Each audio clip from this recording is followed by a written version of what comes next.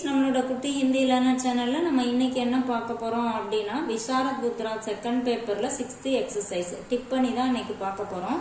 இன்னைக்கு நம்ம பார்க்க போறது சூரியோதய ஏகாங்கில வர நிர்ஜரணி கலா और संकल्प की प्रतीक. நிர்ஜரணி யாரு அப்படின்னா கலைக்கும் அப்புறம் உறுதிக்கும் ஒரு அடையாளமா இருக்காங்க. निर्जरनी श्री कमलाकांत वर्मा के एकांकी सूर्योदय की एक सशक्त पात्र है. அதாவது நிர்ஜரணி கமலாகாந்த் கமலாகாந்த் வர்மா அவங்களோட ஏகாங்கினா ஒரு சிறிய நாடகம். அது சூரியோதய அதோட ஒரு உறுதியான ஒரு கேரக்டர், ஒரு சக்தி வாய்ந்த கேரக்டர் தான் நிர்ஜரணி அப்படின்னு சொல்றாங்க.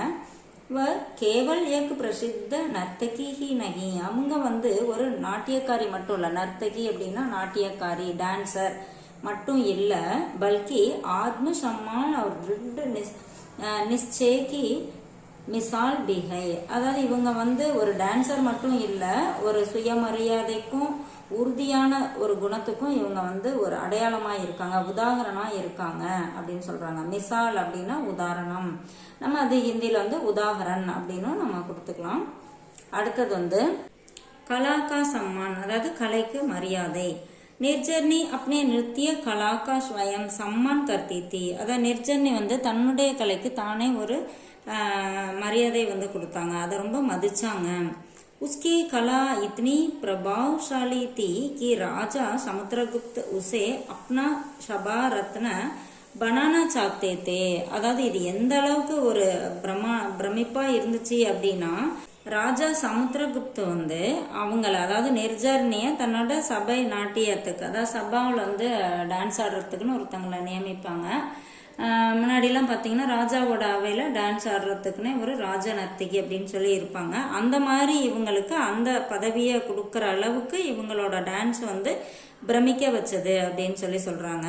லேக்கின் உஸ்கே லியே கோயி சம்மான் நகி, ஆனா இந்த நிர்ஜரணிக்கு அது ஒரு மரியாதையா அவங்க நினைக்கல, பல்கி அனாதர் கா பிரதீக் தான், அது ஒரு அவமானத்துக்கு அடையாளமா அவங்களுக்கு தோணுச்சு அப்படி.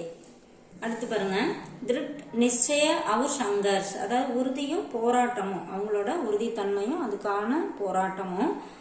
சந்திரசேன் கே அனுரோது பர் பகு சபாரத்ன பன் ஹோ ஜாதி ஹே, அதாவது சந்திரசேனாவோட அனுரோது வேண்டுதலின்படி இவங்க என்ன பண்ணிட்டாங்க, சபாரத்னாவா ஆயிட்டாங்க.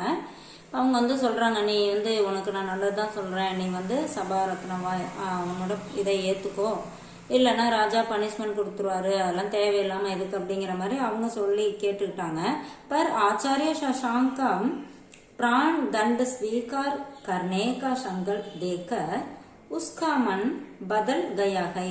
ஆனா இவர் ஆச்சாரிய சசாங்க் இருக்காரு இல்லையா, அவர் மரண தண்டனையை ஏத்துக்கிட்டாரு. அவர் நீ நான் இந்த பதவியை ஏத்துக்கல, எனக்காக நீங்க மரண தண்டனை கொடுத்தாலும் சரி நான் அதை ஏத்துக்கிறேன் அப்படின்னு சொல்லிட்டு ஸ்வீகார் கர்னேகா சங்கல்ப தேக்கர் அதை ஏத்துக்கிட்டு அந்த உறுதியை பார்த்துட்டு உஸ்கமன் பதல் கயகை, இவங்க அந்த நிர்ஜரணி அவங்களோட மனசும் மாறுது. தய கர்த்திகை, அவங்க ஒரு முடிவு எடுக்கிறாங்க கி யா தோ ஆச்சாரிய கோ பச்சாயேகி யா உன்கே சாத் பிரான் தியாக தேகி. அவங்க என்ன முடிவு எடுக்கிறாங்க, நம்ம ஆச்சாரிய சசாங்க காப்பாற்றணும், இல்லைன்னா நம்மளும் அவரோட சேர்ந்து உயிரை விடணும் அப்படின்னு சொல்லி ஒரு முடிவு எடுக்கிறாங்க. அடுத்தது கலாக்கி ஜீத், கலையின் வெற்றி. நிர்ஜரணி ஆச்சாரிய சசாங்கோ பச்சானே கேலியே காராகிர தக் பகுஞ்சி ஹை. நிர்ஜரணி என்ன பண்றாங்க, ஆச்சாரிய சசாங்க காப்பாத்துறதுக்காக அவங்க சிறைச்சாலை வரைக்கும் போறாங்க, அவர் அடைச்சி வச்சிருக்காங்க இல்லையா, அங்க வரைக்கும் போறாங்க.